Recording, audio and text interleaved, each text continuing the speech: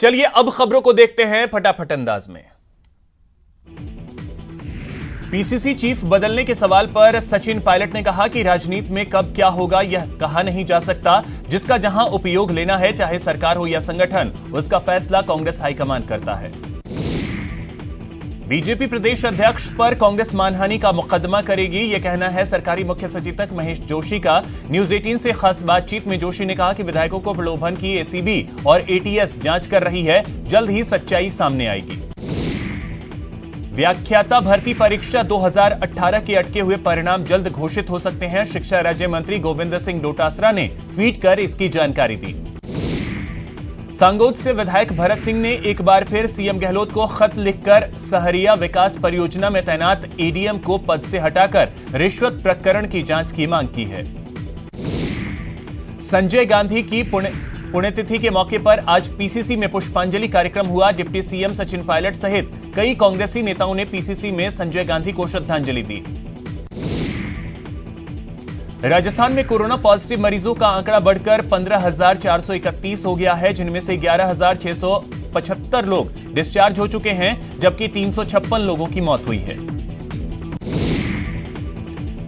राजस्थान में recovery rate 78% हो गया है। पिछले 25 दिनों में से एक्टिव केसेस की संख्या 3,000 से कम थी। प्रदेश के स्वास्थ्य मंत्री डॉक्टर रघु शर्मा ने कहा है कि कोरोना पीड़ितों के उपचार में लापरवाही बर्दाश्त नहीं की जाएगी। चिकित्सा एवं स्वास्थ्य मंत्री ने प्रदेश के सभी राजकीय चिकित्सा संस्थानों के प्रभारी चिकित्सकों को कोरोना रोगियों के उपचार के प्रति गंभीरता बरतने के निर्देश दिए। मरुधरा में कोरोना का कहर थमने का नाम नहीं ले रहा है। विदेश से आ रहे छात्र और कामगार लगातार पॉजिटिव मिल रहे हैं। जयपुर में सबसे अधिक 89 पॉजिटिव मिले। जीरो एक्टिव केस के साथ प्रतापगढ़ फिर से कोरोना मुक्त जिले की श्रेणी में शामिल हो गया है। जिले में बीते 27 दिनों से कोई भी कोरोना संक्रमित मरीज सामने नहीं आया। कोटा में कोरोना से एक 45 साल के व्यक्ति की मौत हो गई। जिले में मौत का आंकड़ा 21 हो गया है, जबकि 565 मरीज पॉजिटिव पाए गए हैं। भरतपुर के नदबई थाने में एक एएसआई कोरोना पॉजिटिव पाया गया। एएसआई को आरबीएम में क्वारंटीन किया गया। लॉकडाउन के बाद उदयपुर के विश्व प्रसिद्ध जैसमंद झील में भी बोटिंग शुरू हो गई है। पर्यटकों के लिए बोट संचालकों ने कोविड-19 के प्रोटोकॉल की पालना करते हुए बोट शुरू की।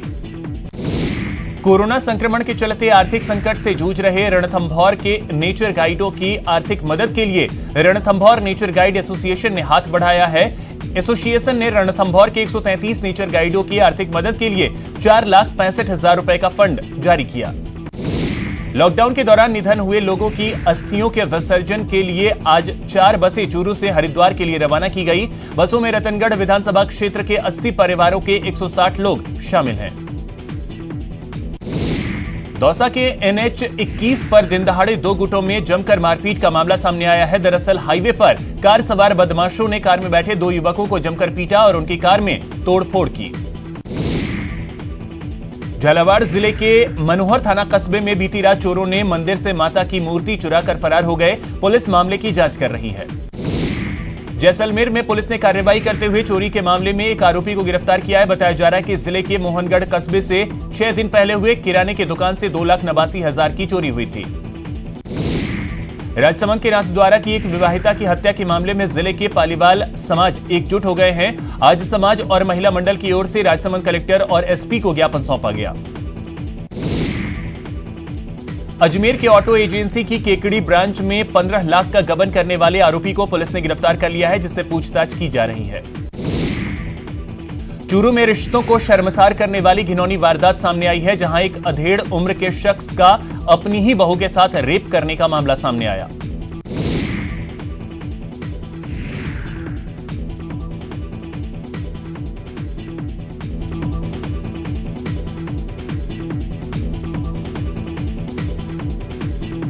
बारां के अंता में अपनी बेटी की शादी का झांसा देकर रुपए हड़पने वाले एक शख्स को पुलिस ने गिरफ्तार किया है। पुलिस ने इस मामले में शिकायत के बाद आरोपी को गिरफ्तार किया।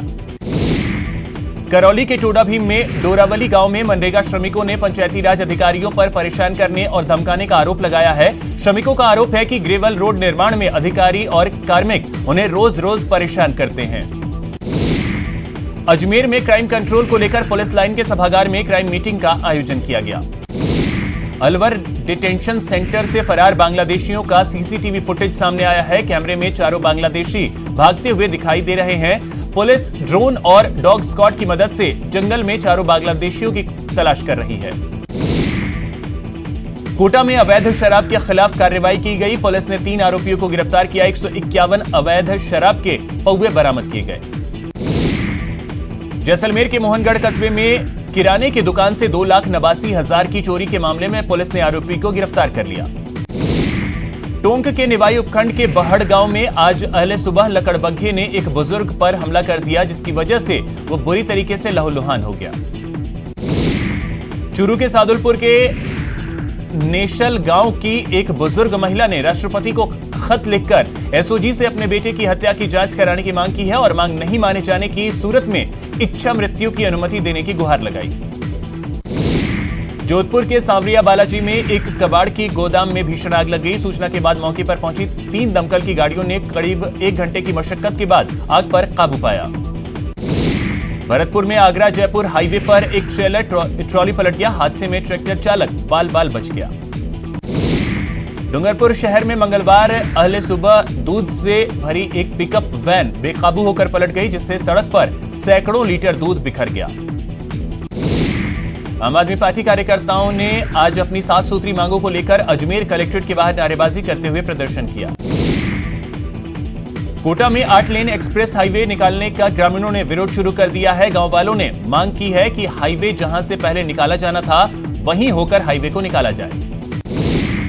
उदयपुर में सलूंबर से कल्याणपुर के बीच बन रहा हाईवे लोगों की परेशानी का सबब बन गया है। रोड निर्माण के दौरान सड़क पर बिना डायवर्जन दिए मार्ग को बंद कर दिया गया।